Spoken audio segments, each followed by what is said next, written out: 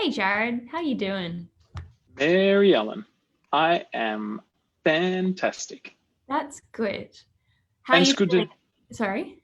it's good to have you back on Thank- Record Live. Oh, I really wanted to be here last week. It was It yeah, was just epic. was he's just one of those guys you see everywhere, and that Christian vlogger, he's got a name, and I'm like, oh, I would it was just anyway. But I did tune in and it was a really good discussion. So good job.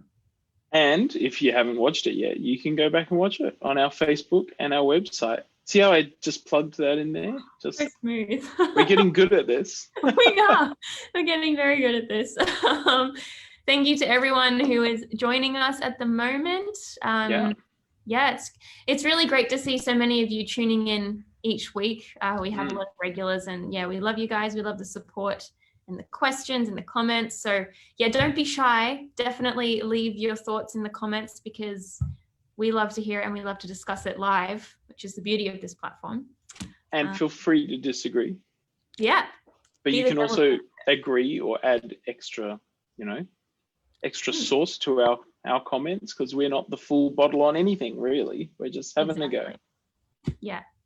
You just said add more sauce. I just thought of like MasterChef, you know how the judges are always like, it was really good, but there was not enough sauce. They always say that. So isn't that MKR, that guy, the French guy? He loves the sauce. Manu, that's it. Manu, he loves the sauce.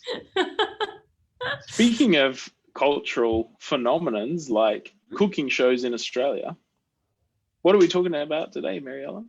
Good question, Jared. Well, if you guys haven't got your hand on this one yet, this brightly colored record, it's the February 6th edition, so it was last Sabbath.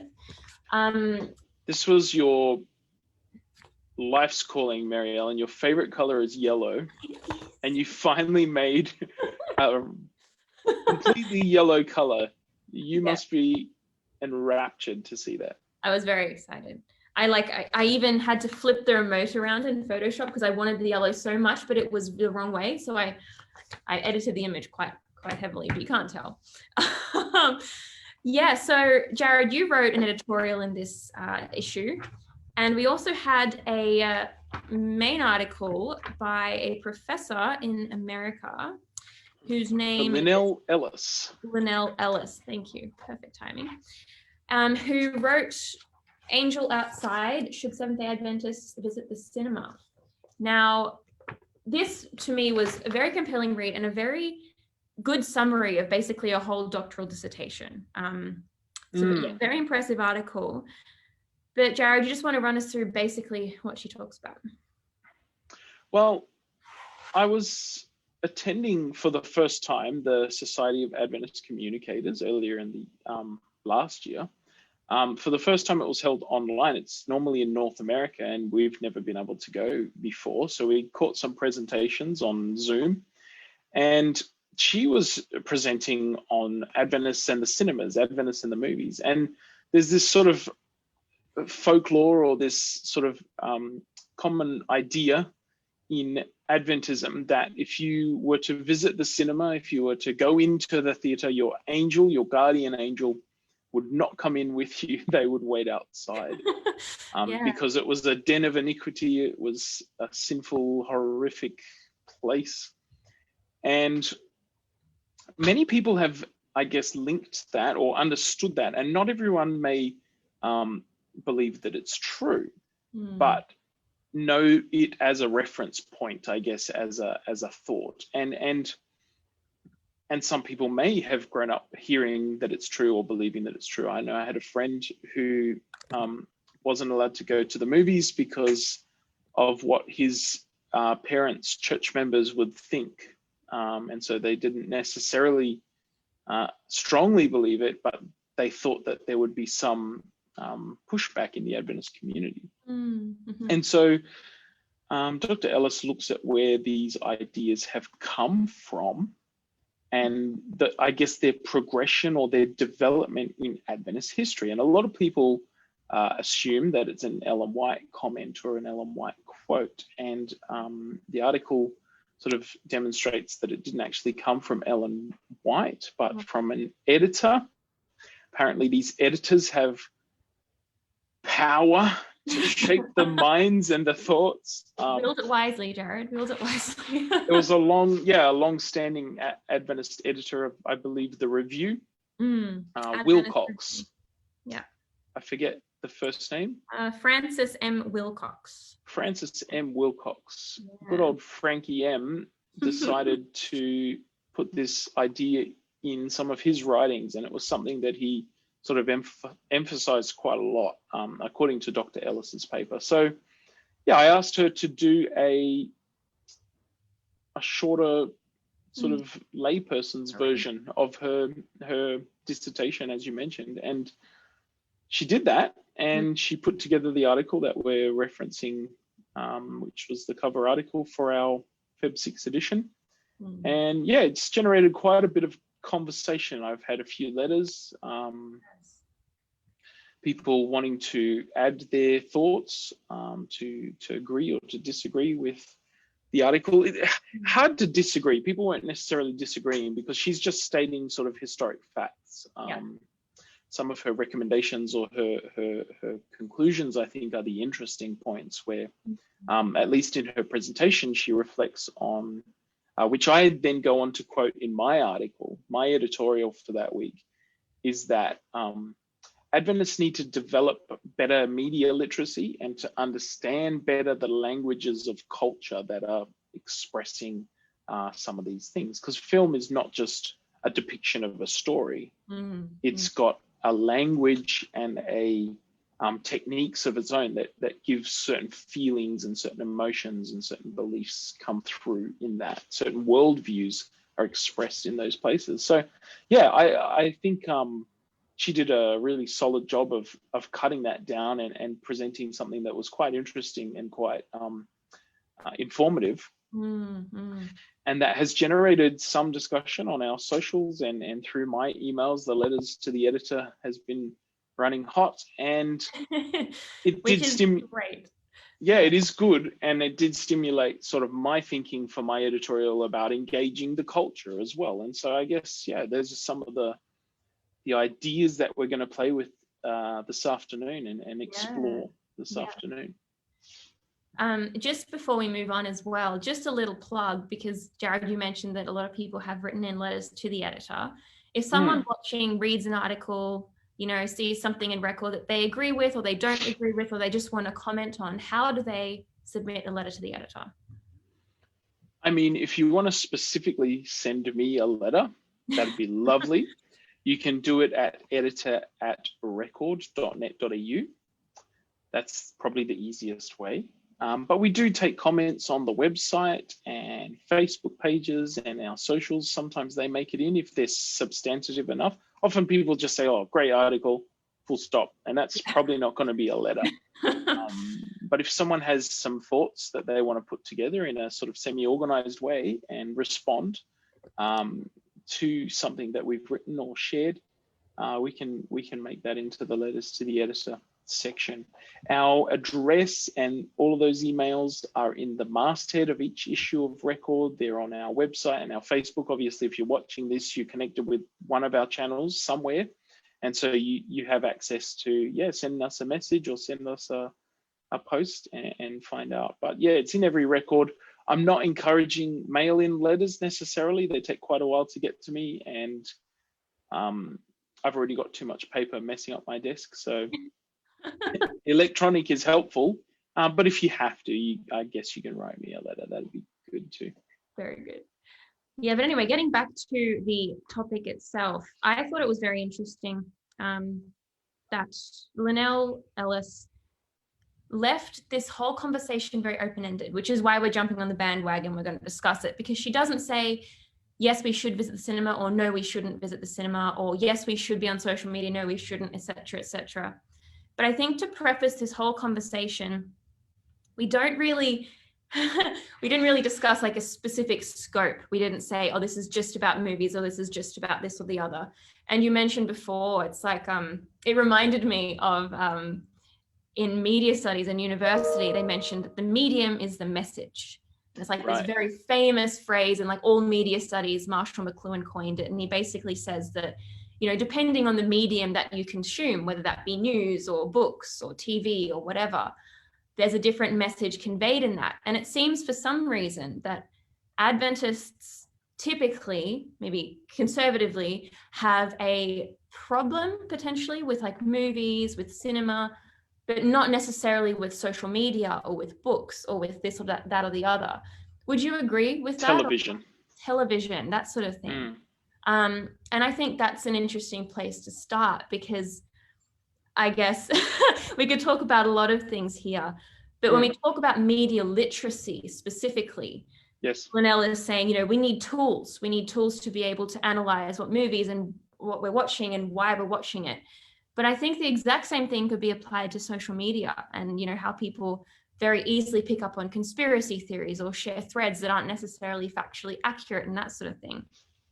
But all of that aside, Jared, should we be engaging in all of this stuff at all? Like, where do we draw the line? Your editorial kind of touches on this a little bit. I mean, that's the $1 million question, Marielle. And I'm sure whole books and whole courses of study have been devoted to this idea. But I want to pick up on what you quoted. The medium is the message. Yeah. I think that as a communicator working for the church, we've often said it this way: we shouldn't change the message.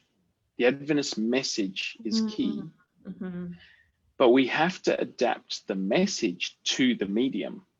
Yeah, definitely. So flipping that initial statement around a little bit, but suggesting that, yes, mediums do have a particular way of communicating. They have a particular worldview, perhaps, that they're often representing.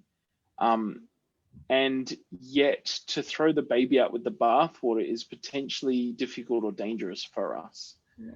Because as Adventists, we often stick to a certain type of safe, some of us stick to certain authorized or safe mediums. And if you want to go to certain people for some reason or another have advocated or stuck to the idea of only reading the Bible and Ellen White. Yeah. As an example. Now, there's nothing inherently wrong with that. But their literacy or their language skills, even in just basic communication, is heavily influenced by that. Yeah. If I read something from someone, I can almost tell that they don't read anything outside the Bible and Ellen White. Yeah. Because their language mimics Ellen White, the way she writes. And she writes in a certain century and a certain language and a certain context that's hard for secular people who have never been part of the Adventist church or aren't familiar with Ellen White's writings, hard for them to understand. Now, as Adventists, we understand it. It's in our DNA. And so it makes sense when we hear someone speaking or mimicking or reciprocating those tones, those terms, that jargon, that language.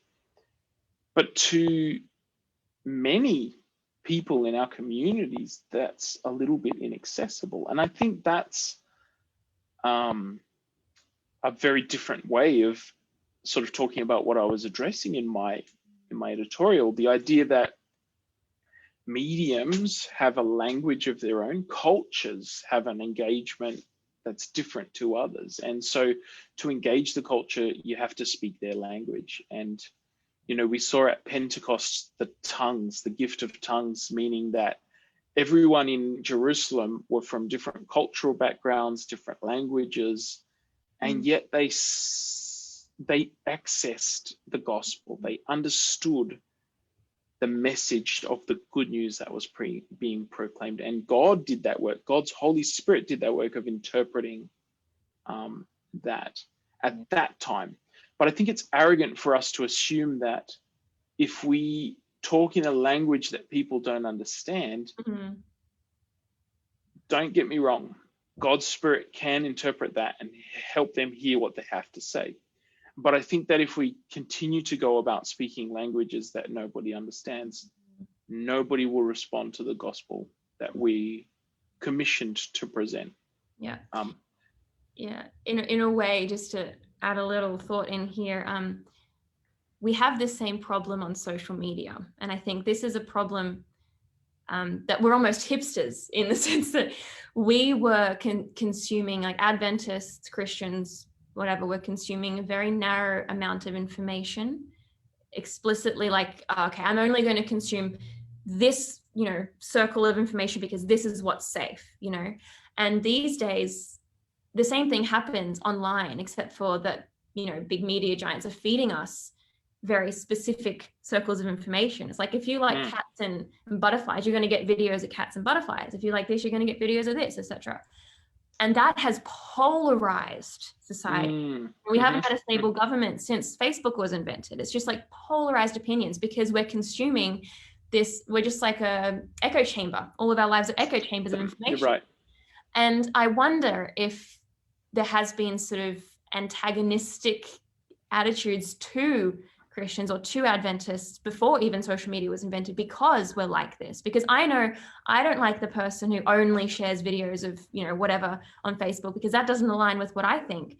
But that's, just what's happened. Anyway, I don't know if that makes sense, but I think the concept of an echo chamber is that when you hang out with people that only, this goes back to mission and ministry, when you only associate with people that speak the same language as you, and I'm not talking about English, I'm talking about just the subculture that you belong to. They agree with everything you think, they consume everything you consume, and they that can create extremes. It becomes easier to fall into the trap of absolutism. So you believe that everything is absolute and right that you believe. And you become more judgmental of those who don't believe the same thing that you do. And it becomes an extremist breeding ground. That's where extremists come from. They fall down a rabbit hole, terrorists we're talking, they get indoctrinated in a certain thing. Now, people might argue, but if it's the truth, then it's the best thing to have. But again, an unchallenged truth, even if it is the absolute truth, I think no one on this side of eternity is going to be perfect. And so there's going to be error and difficulties and problems that creep in. And if there's no challenging or growth, what happens in a pool that has no growth or no fresh infilling? It stagnates, it becomes poison. And so that the extremity of action, of behavior, of attitude to others is what you're describing as a polarization of society. And so church can become that same ecosystem, that same microcosm, if we have no understanding of anything outside of our bubble. And it's funny that we always call it the Adventist bubble. It's a safe place. It's a fortress mentality. We've got the walls around that separate us from the world, but I don't think it fully fulfills the gospel commission, which is to go and make disciples. Go and make disciples. We've got some great comments from Dan and from Dave. Dan's a fan of the beard coming back. Thanks, Dan. Appreciate that. And yeah, it's great to see you guys engaging there as well. Dan just mentioned that, some who have no TVs seem to have more respectful children. So I'm not gonna disagree necessarily with that. So we're sort of establishing this broader context of communication, Mary Ellen, but at the same time, anything that's not necessarily helpful or uplifting or encouraging can be harmful as well. So I think to some extent, while mediums have a language or have a worldview, they're more neutral. They tend to be platforms and mediums, Facebook, it tends to be more of a neutral thing, potentially. It's how people use and misuse it that then becomes good or evil. And that's where we have to be discerning and understanding to be able to plot a path through some of that. Yeah, for sure. I thought it was interesting before how you said that Adventists have this fortress mentality. And just going back to what you were saying, I've seen this sort of thing play out very practically, particularly in sort of the creation versus evolution debate.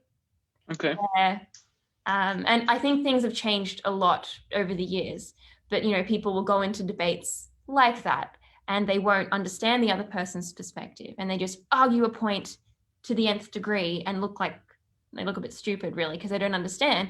And then it's just, you know, one ideology versus another ideology, and there's not really any mutual sort of understanding. And I've also seen it in things like, oh, you know, my children aren't allowed to watch Harry Potter and my children aren't allowed to watch Lord of the Rings and this and that and the other because they're satanic. And it's like, well, have you read them? Like, I wasn't allowed to, and I haven't read them. So this is just me saying things here. But yeah, like if you haven't read them, do you really have the right to say that?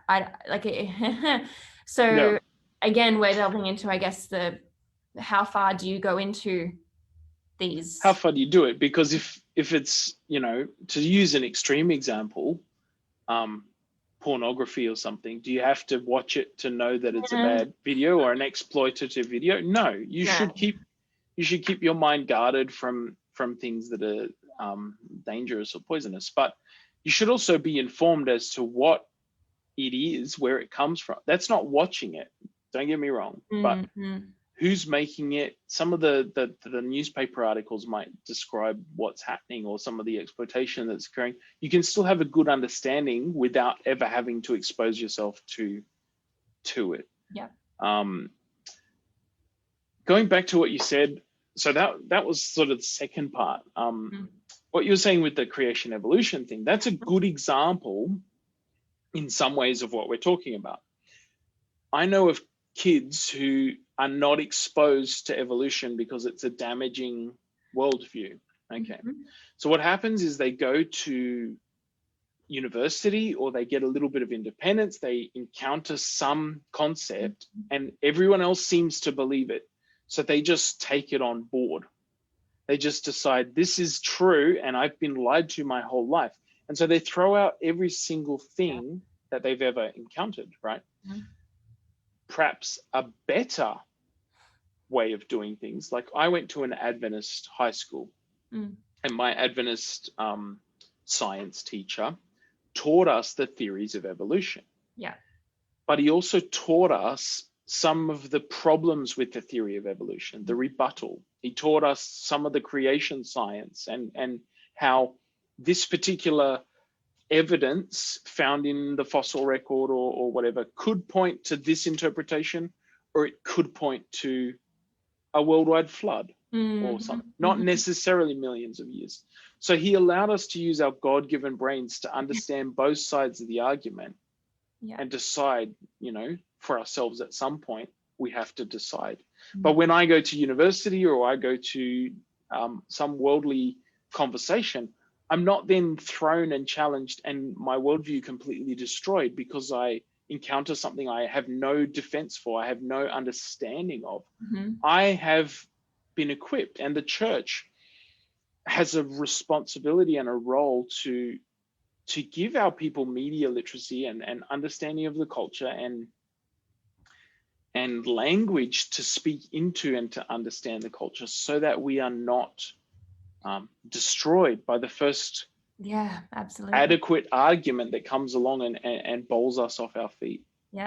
That is a much broader principle, I think, and it's a really, really important one, I think, for parents in particular, but anyone who has like an influence over young minds, because when people ask me, why did you stay in the church? Why are you still here? That is my answer. It wasn't the fact that, there were loving people in church or it wasn't like, okay, yes, it was because I have Jesus as my personal savior. That's the number one reason. But the number two reason is because as a child, my parents were very explicit about saying, this is what we believe, but this is what other people believe. And here's why. Right. I think as Adventists, I see it time and time again, you know, people sort of snap in the other direction when they've been told their whole life that this is the way things are and don't question it, don't question it, don't question it. There's no evidence for anything. And then they get one piece of information that contradicts it and they're not equipped, as you say. Yes. So yeah, definitely a broader principle there. We've had a comment from Marika. Thanks for this discussion. I guess young people across the Pacific have this matter in their minds. And yeah, I think that our Pacific young people, when I meet them, when I go into Fiji, and that hasn't happened for a while because of COVID and restrictions, but they have a real passion for the gospel and they have a real a heart for it.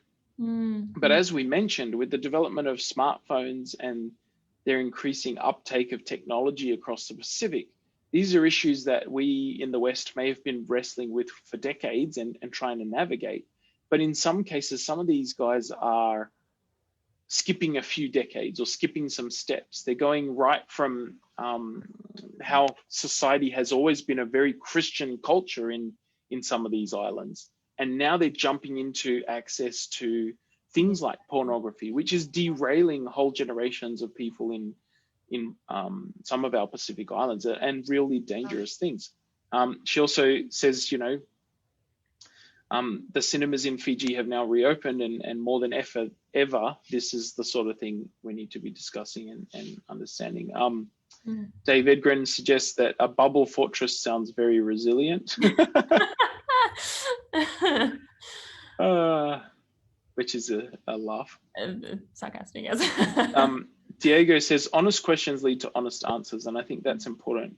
If we're not willing to answer the questions of our young people, we're going to lose them to the world. We're not going to have them engaging there. And Dan Jones shares that he was a former devil-worshipping cultist. And he agrees with people saying not to watch that sort of thing. So there's some firsthand... I assume he means Harry Potter and Lord of the Rings. Harry Potter, yeah. Interesting. Wow. A Lord of the Rings, I would take a slightly different approach because it was written by a Catholic, a Christian man, and I think it carries some very Christian themes. And my mum was always, when it came to discernment, so we're talking about discernment of culture and that sort of thing. Mum was always pointing us as children towards the more black and white stuff. So a clear delineation between good and evil. It was clear that there was a positive side, a good side, a side that was going to win the day, sacrifice and be like Jesus, you know, in that sense, if it's more of a story or an adventure. A lot of modern literature plays with those lines, and there's blurring. There's vampires that are good, or you know, witches that have ill-gotten powers, but they're friendly, or so some of those lines do become blurred, and I think there does need to be discernment. But at the same time, because there are certain things, there are certain novels like that, it doesn't mean we should never read a novel. Or because there are some movies like that, we should never watch a movie. Well, see, this is the thing. I would argue that every complex piece of narrative is like that. You know, every interesting, even if it's like a rom-com, you've got the guy who's like the good guy, and then you've got the guy who's like the bad guy, but he's actually he's the more attractive guy. Like, you know, you've always got that element mixing the good in with the bad in everything. So you can't really avoid that necessarily. I mean, I know it's kind of different what we're talking about. Like, you're talking about more spiritualistic stuff, and I get that. I'm talking about magic and spiritualism and that sort of thing, I guess, rather than conflicted characters or people with difficult things in their story. I mean, if we applied this rule to not have any bad characters or you know, negative things, then we would have to ban the Bible. I I love that argument. So good. The Bible is filled with conflicted characters. Most of them aren't good people. They do horrible things. Yeah. And it's a tired cliche that people say, Moses was a murderer, David was an adulterer, and we've sort of go through the list. Peter was a liar, he denied Jesus. We go through the list and we sanitize very heavily some of those categories. When we read the Bible in all of its glory, it's really quite shocking, some of the people that made it into the Hall of Faith in Hebrews and the things that they did. However, God is redeeming those people, and my past and your past is just as dirty as theirs. We have just as many problems. Yeah. And so, and this is maybe outside of our conversation today, but not necessarily. I have a point I want to make when you finish. But God can redeem stuff in that. And I think God, as a creator, made us in his image. And so I think that anyone who creates is reflecting God's image in some way, and they may choose to use their goods, their gifts, their creativity for good or for evil. But the desire to create, the ability to create, I think comes from God, and it's his image coming out in people. And so you can have a secular worldview person who creates something beautiful that has a glimpse of God in it. And so as Christians, in some ways, we have to put on our Jesus glasses and look at the culture through our God, our understanding of God through the Holy Spirit, and look at what parts of culture can be redeemed and what parts of culture need to be rejected. Jesus didn't just accept everything around him that was going on. He rejected things that were inappropriate, that were difficult, but he embraced redemption of the people in the culture that were struggling with things. I love that idea of redemption, and I love that idea of God's power, right, to redeem. And I think that's one of the things that we often overlook in this conversation. We're so afraid of the content that we neglect or negate to recognize the God who is powerful beyond all of the content, right? So there's no movie you can watch that will lead you so far away from God that he can't, save your mind from that. And that's not to say you should watch it, of course. Right. But that is to say that I think we've gone so much in the other direction where we're so scared of all of these things polluting our minds, making us bad people, bad Christians, that it's like, well, how do you trust God in that, which I'd be interested to hear your thoughts, those watching, what you think on that. And Marilyn, as a Christian, if you're convicted by the Holy Spirit, if you're reading your Bible and you're praying and you decide not to have a television or not to go to the movies as a personal decision, I think that is to be respected and admired. That is a conviction that God has placed on your heart, that what you need in your personal journey is that. We also can't judge other people who have a different interpretation or understanding of that, and God is placing on their heart that they need to reach the culture through that. There's an Adventist minister, Devon Franklin, who is a Hollywood producer. He works in there and he's reaching people and he's praying with people, and he's convicted that that's the place that God needs him to minister. So there's different standards. I get there's going to be people that have different ideals and ideas when it comes to all this sort of stuff. I guess it's looking at, yes, some things are worse than others. There is a scale, there is a spectrum, but things like sport that Adventists have often rejected, some Adventist schools may not have any competitive sport in their curriculum. They don't encourage people to watch it, or they say it's a waste of time. My editorial starts in the place where I'm reflecting on the idea that sometimes sport is the only thing I can talk about with men that I meet who are from even a different cultural background to myself, but sport is one thing that we both know a bit about and can have conversations and opinions on that can start to build a relationship. If I didn't have a common knowledge of sport with this person, I couldn't even have a conversation with them. And I think that's a very hard place to build relationship and be missionaries or disciples for the gospel if we can't even have a conversation with someone. Dan says go Hawthorn. I say go the Crows. We had a bad year last year, but we're coming back. See, we've got bonding time here. This is great. But at least he got the right sport. Let me say that. I was just going to say, sport is inherently, I think, a fairly neutral thing. Like some would argue competition is a bad thing. Competition itself, whenever there's a loser, there's a problem. But I've always learned probably more from losing than from winning. If you're winning and you're on a team that has an easy win, it's like, well,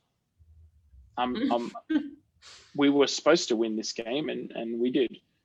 If you've played in a team that's lost, you're like, okay, how can I be better next time? What can I do? How can I improve? What do I need to work on?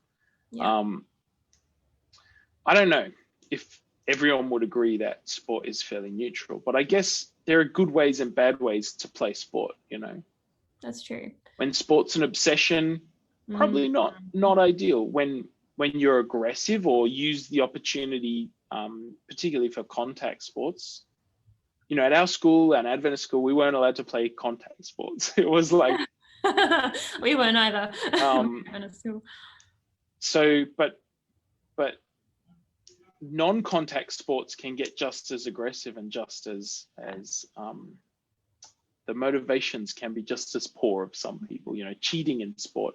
But the lessons that you can learn, coming back, overcoming adversity, teamwork is a really important thing to be able to bond and team do good stuff with other people on a team. To put others in front of yourself, to try and involve other people in the game rather than just taking all the glory. The best sports stories that I resonate is teams that are complete teams, not just have a superstar that like carries the rest along. So that, you were saying something? No, love it. It's I mean, I wish I was the kind of person who could talk about sport with you. You could just ramble about this, but I'm not a sport watcher, unfortunately. That is not a point of bonding for us. That's fine. But I was just. But I mean, you have an interest in art. And this drawing is exactly it. Exactly, because like art and sport and nature and music and some of these mediums or things that exist can be fairly neutral things, right? You can go into them with an agenda and you can go into them with like bad motivations and bad perspectives, and then you can turn them into like, cheating in sport and bad attitudes in sport or whatever, or you can treat that as a team building activity. Same with art, same with music, same with a lot of things. But it's not the same for like books about witches necessarily, and not necessarily. And that's where I think you can make a distinction. It's like, there's the medium itself, and then there's my reaction to the medium. There's two things at play here. Yes. And you need to analyze. It's like, okay, well, I can choose how I react to this in every situation, but I can't always control what's inherently in it. And what is my propensity to the thing that it actually is? And so I think that's where it really starts. It's like, is this medium bad inherently, or is it like, can it be neutral? Yeah. And it flies in the face of your thing that you learned at uni, which is that, the medium is the message or whatever, because it is in some ways it very much is, but as you've just described, in some ways it's not. And I think as Adventists, we have sanitized some forms that are culturally acceptable to us, of culture that we engage in. So classical music is good.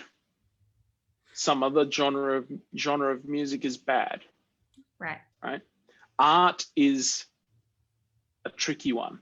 We're not big on art. We don't have art in our churches. We don't do stained glass windows and things. But then, because some art is quite bad. Like nudity and stuff, that's a bit... Yeah, whatever. Who knows, yeah. But then all of a sudden, it's like, okay, do we wipe out the whole expression of that thing? Or do we erase it or purge it from our existence? Or do we have, again, that discernment? Do we throw out all books because someone wrote a book about witches? Or do we just throw out the witches' books? Exactly. Yeah, and it's in those neutral things where, like, they're not threatening. Because I think a lot of the time we approach ministry as Adventists, we create content, we give like a sharing book, a tract out. And like, that's not neutral content for someone who doesn't know what the great controversy is. Like, that's threatening to them in the same way that a book about witches is threatening to us, right? So it's like, how can we utilize those neutral mediums, sport, art, nature, music, whatever it is, in a way that's beautiful to show God's beauty, in a way that's like, you can just look at that and you don't have to engage with it necessarily, but it just leaves that impression. It's accessible. And it's redemptive. Yeah. What a beautiful thing to show God's redemptive power in a novel, like C.S. Lewis attempted to do. What a beautiful thing to have a song that's not necessarily threatening, because it's not all about God, but it just highlights some kind of beauty of people or of the world, or a painting of creation or of people, or of even an abstract thing that has colors and feelings and doesn't actually show anything. Can that, through contemplation, bring someone into a conversation about God, if you've done the painting or if you're commenting on it? It's it's easy to get critical of the medium and to shut everything in that medium out, rather than being discerning about the good and the bad within that. And again, it's a personal conviction thing in many ways, because I think Paul commented, if such and such a thing makes you stumble, don't do it. Don't go near there. Don't do anything to cause your brother to stumble. Yeah. But if it's not a problem between you and God, then don't worry about it. Yeah. I'm paraphrasing very, very broadly, but you're communicating with the culture. You're engaging with the culture. that's where Paul sits. And as Dan points out in the comments, everything we do must be done for God's glory. So I like that comment. When we're creating art, when we're playing sport, when we're engaging things, does this glorify God? Yeah. That's a question that's first and foremost as Christians in our mind. But yeah, I guess, I don't know if you wanted to say anything around that. Well, I'm just going to tag on to the end of that. You said the things we create, do they glorify God? Is that what you said? I said while creating things, we should be glorifying God, whether... See, my question is, and this is one also I think that Dan mentioned before a lot earlier on in the comments. Sorry, there's so many comments, guys. I wish I could address them all, but there's a lot of comments today. He said, if a movie doesn't glorify God, so rather than creating something, if consuming something doesn't glorify God, should we do it? Look, I go back to a comment I made earlier that means we can still look for God in those places.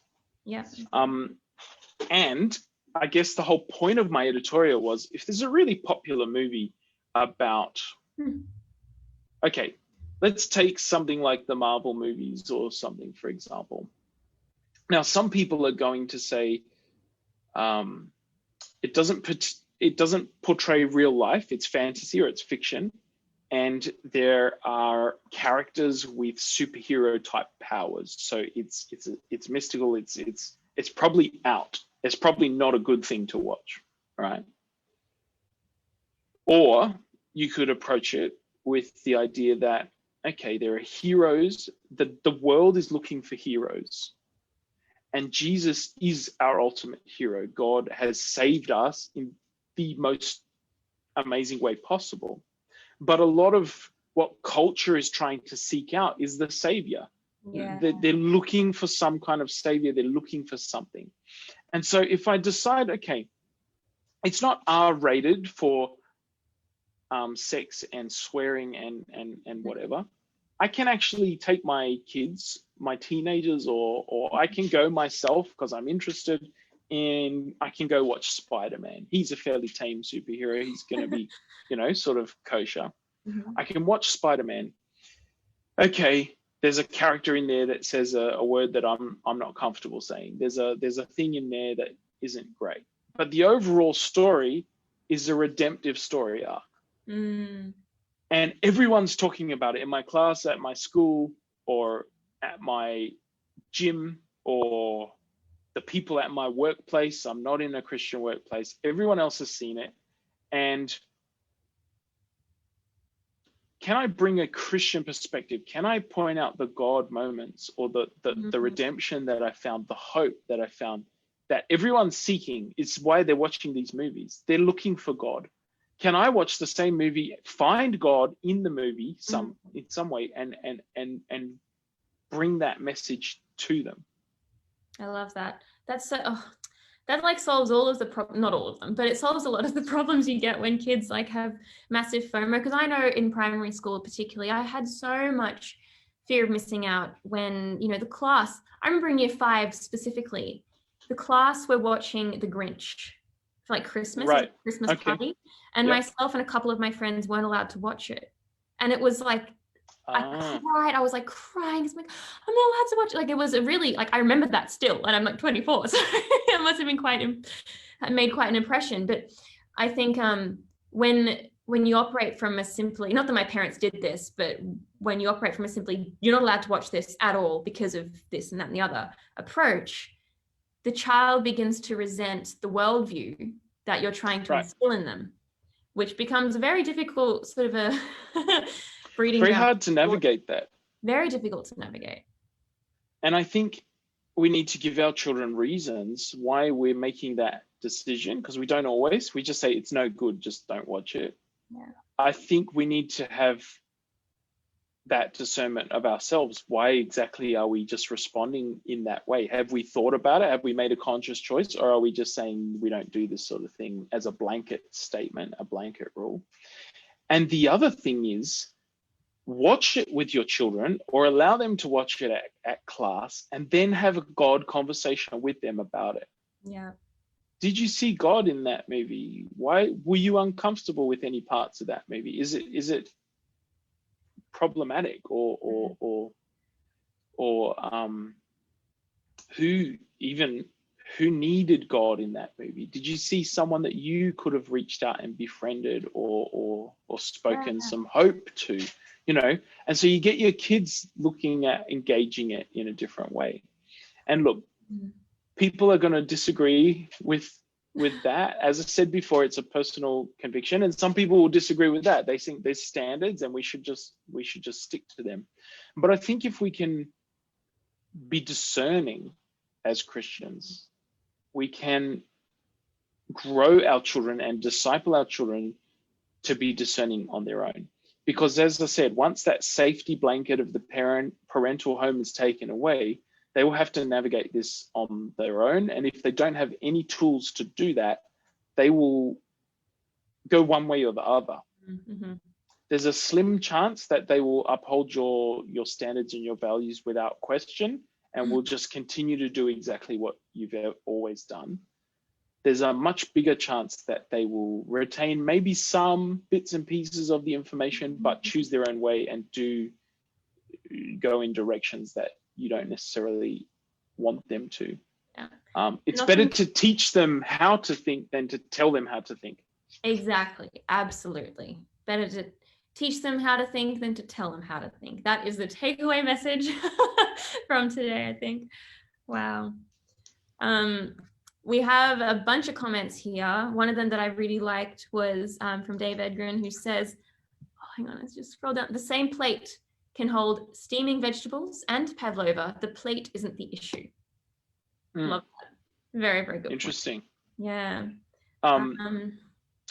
I saw a comment someone made about rock music. You know, some people might say rock music cannot glorify God, and others will say it does. Music is a very polarizing thing in the Adventist church. Many people are very anti, and I have sort of two.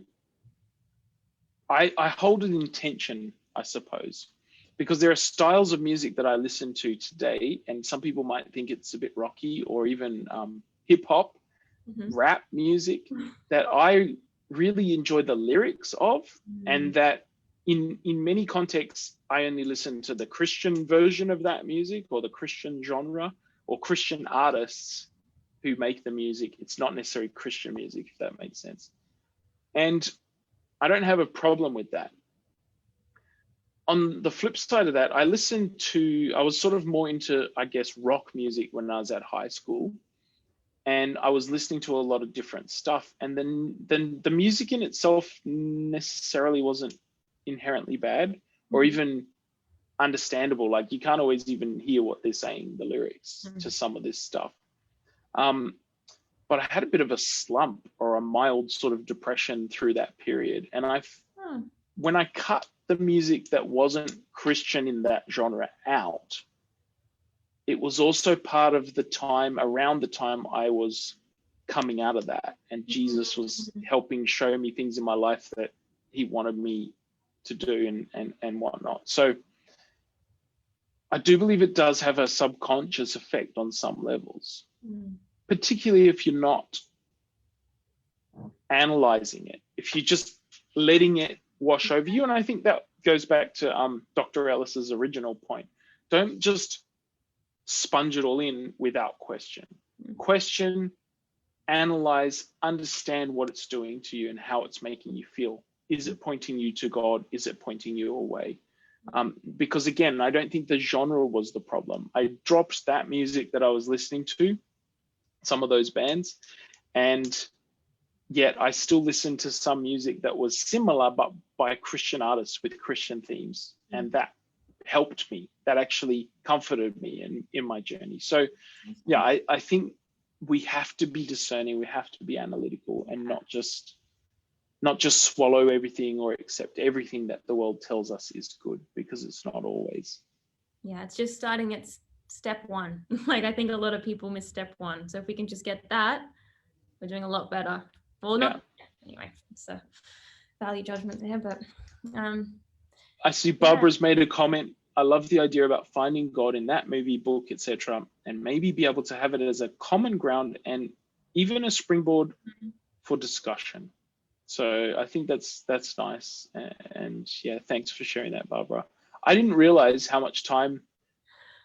what the time is. We've spent a lot of time on this topic. Mary Ellen, last question is for you. What is your take-home practical point? Because we always like to end practically at Record Live. What do we take away? We did deal with practical stuff. What are you going to take out of this conversation? What needs to happen? What does it look like for you? I think that just taking that first step, because I think being a digital native, I just consume content, and I do consume it. Like, I don't consume terrible content, but I just consume whatever's on my Facebook feed. So just being a little bit more conscious of what I'm actually consuming, but also for me, not being afraid at the same time. So yeah, having those Jesus glasses on, but also not just cutting out something because people say it's bad, but actually doing that work myself, I think. What about you, Jared? What's your takeaway? I was going to say the same thing. Basically, my takeaway is everything I engage with, everything I encounter, even the people, where does God need to be in that space, and how can we redeem those spaces? I'm a really big believer that God is looking to redeem culture, redeem the world, redeem the people that we encounter.